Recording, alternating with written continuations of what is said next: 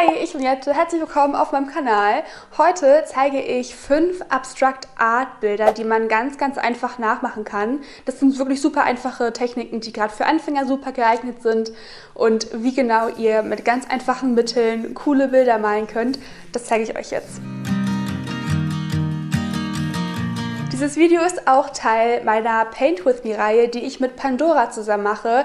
Da zeige ich euch in jedem Video eine besondere Arttechnik, zum Beispiel sowas wie Aquarell oder auch Porträts malen. Da habe ich auch noch eine Playlist zu in der Infobox verlinkt. Das nächste Video der Serie, kann ich schon mal verraten, wird übrigens zum Thema Acrylic Pouring sein. Also wenn ihr das Video nicht verpassen wollt, würde ich mich riesig über ein Abo freuen und dann wirst du Teil meiner kreativen Community hier auf YouTube. Das würde mich riesig freuen. Aber los geht's mit dem ersten Abstract Art Bild und das habe ich mit Aquarell gemalt. Dinge, die ihr für Aquarell braucht, sind natürlich Aquarellfarben. Könnt ihr mal online oder beim Bastelbedarf gucken. Dann habe ich extra Aquarellpapier. Das ist wichtig, dass es extra dafür geeignet ist. Genauso wie Wasser und dann ein Aquarellpinsel. Aquarellpinsel sind immer so ein bisschen bauchiger, also die sind dafür geeignet, dass sie eben sehr viel Wasser aufnehmen können. Ich werde heute mal blaue Farben verwenden. Ich habe einfach super viel Blau in meiner Einrichtung. Ich trage es super gerne. Ich glaube sogar meine Charms an meinem Armband haben Blau. Also Blau ist überall in meiner Wohnung zu finden. Und ich gehe dann immer zuerst ins Wasser und mische mir die Farbe an. Und dann kann man die immer hier so an der Seite ganz gut anmischen. Da hat man immer so kleine Fännchen. Also Pigment und immer wieder Wasser hinzufügen. Solange, bis ihr einfach das Gefühl habt, dass der Farbton euch gut gefällt. Das ist jetzt hier mein fertiger Blauton. Jetzt lade ich einfach ganz viel Farbe auf den Pinsel und ich fange jetzt mit Kreisen an. Und zwar mache ich 3 mal 4 Kreise. Indem man dann aufdrückt, werden die Linien breiter. Und so mache ich das dann jetzt mit den 3 Kreisen, die hier oben sind. Ich kann dann noch ein zweites Mal rübergehen, wenn man noch ein bisschen mehr Pigment haben möchte. Jetzt habe ich die erste Reihe fertig und jetzt mache ich einfach so weiter. I can hear the raindrops falling. It's cold outside and I can feel. Ich finde es auch immer schön, wenn die Kreise hier nicht immer gleich aussehen. Also wenn da einfach sehr viele verschiedene runde Formen da drin sind. I just miss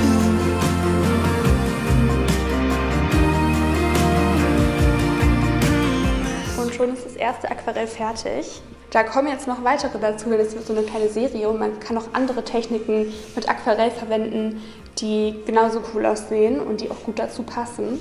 Und zwar starte ich diesmal hier oben mit einer sehr dunkelblauen Farbe.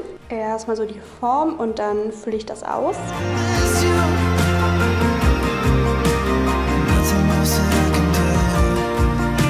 Jetzt mische ich den gleichen Farbton, aber nutze hier viel mehr Wasser. Und dann entsteht hier jetzt so eine Farbabstufung.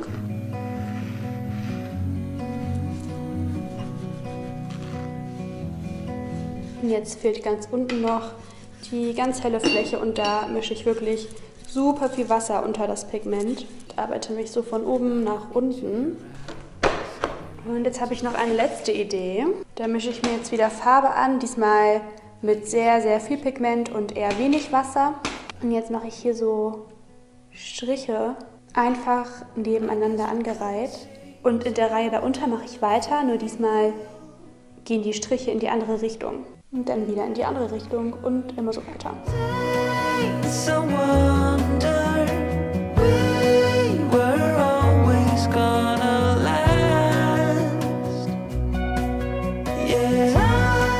Wenn ihr hier mit so einem bauchigen Pinsel arbeitet, müsst ihr den einfach nur so ein bisschen schräg halten. Dann ergeben sich die Formen wirklich auch von ganz alleine. Wenn ihr keine Aquarellfarben zu Hause habt, könnt ihr hier aber auch zum Beispiel einfach Acrylfarben nehmen. Ihr könnt aber auch irgendwie breite Filzstifte verwenden. Das ist eigentlich egal, was für Material ihr nehmt. Ich finde einfach nur den Look von Aquarell immer super schön. Deswegen verwende ich das hier. Es gibt übrigens zum Thema Aquarell ein Paint With Me Video, auch auf meinem Kanal, wo ich die ganzen Basics erkläre zum Thema Farben richtig mischen und wie man das richtig aufträgt, was für Materialien man genau benutzt. Also das habe ich euch in der Infobox verlinkt. Die Bilder kann man einfach super schön nebeneinander an die Wand hängen. Das ist ein super tolles visuelles Konzept, einfach auch, weil es wirklich nur Formspiel ist. Also man nutzt halt verschiedene Formen, um damit irgendwie eine Wirkung zu erzielen. Und ich finde, das funktioniert auch echt super gut und ich bin sehr happy mit meinem Ergebnis.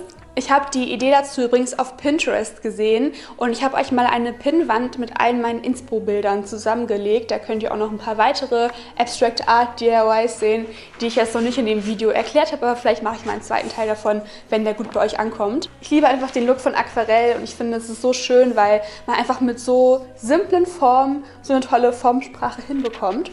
Jetzt arbeite ich mit Acrylfarbe und zwar auf so einer kleinen Leinwand. Und neben den Farben habe ich hier Klebeband. Ich habe hier auch verschiedene Größen Klebeband. Ich glaube, ich werde die mal abwechseln. Und jetzt werde ich mir erstmal so damit ein Muster auf die Leinwand kleben. Ihr seht gleich, was ich damit meine. Zum Beispiel einmal hier so in der Mitte. Und jetzt habe ich hier die verschiedenen Flächen. Die werde ich jetzt mit Farbe anmalen. Bei den Farben mische ich eher monochrome Farben, also das sind alles sehr, sehr ähnliche Töne. Ich finde das immer sehr schön, wenn das in der Farbfamilie ist. Deswegen habe ich jetzt so puderfarbene Töne und ja, zum Beispiel auch Kupfer- oder Brauntöne. Also es ist alles ein bisschen mehr wärmer.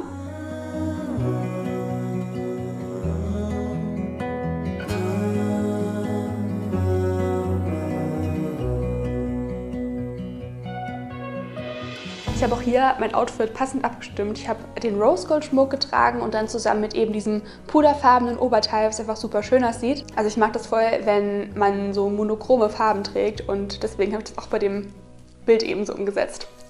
Ich habe noch am Ende so ein paar Stellen ausgebessert mit weißer Farbe, aber jetzt sieht es auf jeden Fall richtig cool aus und mir gefällt es sehr gut. Also es ist eine sehr, sehr einfache Technik, für die man kein künstlerisches Talent braucht und die am Ende halt auch irgendwie cool aussieht. Kann man noch irgendwie in alle möglichen Richtungen aufhängen.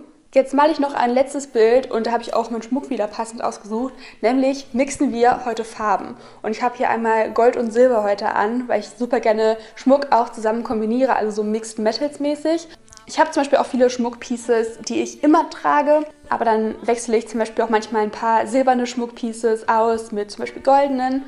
Und so kann man eben halt auch, wie ich das jetzt hier gerade anhabe, super viele verschiedene Styles ausprobieren. Und ich habe euch meinen Pandora-Schmuck auch wie immer in der Infobox verlinkt. Da könnt ihr gerne mal reinschauen. Da ist dann auch meine persönliche Auswahl drin. Und das habe ich heute auch so ein bisschen ähnlich bei einem Bild von mir umgesetzt. Und zwar habe ich mit 2 verschiedenen Farben gearbeitet und die ineinander geblendet. Und wie das geht, das seht ihr jetzt. Die Idee hiervon ist, dass man verschiedene Farben anmischt. Ich habe halt so ein bisschen die Farben vorher abgetönt, damit ich jetzt nicht einen Knallgrün und einen Knalllila auf meine Leinwand auftrage, sondern ich habe halt vorher die Farben genau angemischt, die ich auf meiner Leinwand auch haben möchte und habe die dann einfach auf verschiedene Stellen aufgetragen. Also ich habe die einfach auf die Leinwand platziert mit dem Pinsel und jetzt arbeitet man sich eigentlich mit so Zickzack-Bewegungen fort. Also man nimmt den Pinsel und verwischt so die Farbe flächig auf der Leinwand. Das ist einfach eine super leichte Technik, um ein abstraktes, cooles Gemälde mit einem Farbverlauf zu kreieren. Ich würde euch hier empfehlen, nicht mit allzu viel Farben zu arbeiten, weil wenn man halt wirklich rot, blau und gelb ineinander mischt, dann wird es halt braun und je nachdem, was für Farben ihr gerne auf eurem Bild haben möchtet, würde ich mir schon vorher Gedanken machen, wie die sich dann vermischen. Zum Beispiel lila und grün, die vermischen sich zu so einem Grauton. Ich mag lila und grün sehr gerne zusammen und finde den Look auch irgendwie toll, wie die sich in der Mitte treffen und so ein ganz individueller Farbton entsteht. Das ist wirklich von der Technik super einfach, um, sage ich mal, ein abstraktes Gemälde zu malen. Und das ist hier wirklich eine Technik, die echt jeder umsetzen kann. Das ist jetzt vielleicht so alleinstehend ein bisschen unspektakulär, aber ich kann mir gut vorstellen, wenn man das halt mischt, also wenn irgendwie 10 Leute so ein Bild malen, alle auf der gleichen Größe und man die dann eben zusammenhängt an die Wand, dann kann das Gesamtkunstwerk richtig cool wirken. Ist vielleicht ganz cool, wenn man sich mit Freunden zu so einer Art Night trifft oder vielleicht auch, wenn man mit Kindern malt. Also ich bin gespannt, was da bei euch bei rauskommt. Ich hoffe, ich konnte allen Kunstanfängern unter euch mit dem Video helfen. Ich hoffe, ihr habt jetzt Lust, auch selber kreativ zu werden. Ich würde mich auch riesig freuen, wenn du meinen Kanal abonnierst. Ich poste nämlich jede Woche Sonntag ein kreatives Video hier auf meinem Kanal. Auf jeden Fall nicht vergessen, die Glocke zu aktivieren, damit du keine weiteren Videos mehr von mir verpasst. Und dann sehen wir uns auch hoffentlich im nächsten Video. Bis dann. Tschüss!